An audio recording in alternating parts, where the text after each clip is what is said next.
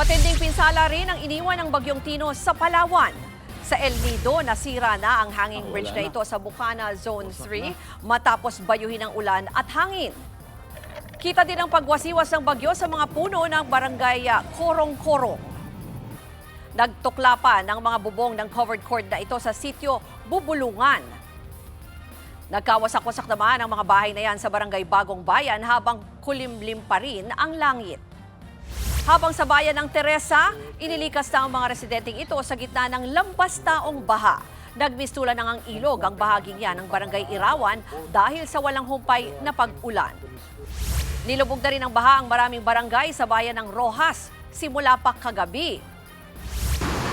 Kita rin ang pagragasa ng tubig baha sa bahaging ito ng Puerto Princesa City kung saan umapaw na ang ilang ilog sa patuloy na pagbuhos ng ulan. Pati sa bahaging ito ng Barangay Binduya, nagkaroon na rin ng landslide dahil sa hagupit ng bagyo. Mga kapatid, Ruth Cabalpo, para sa mabilis na pasada ng mga balitang dapat niyong malaman, mag-follow at mag-subscribe sa social media pages ng News 5.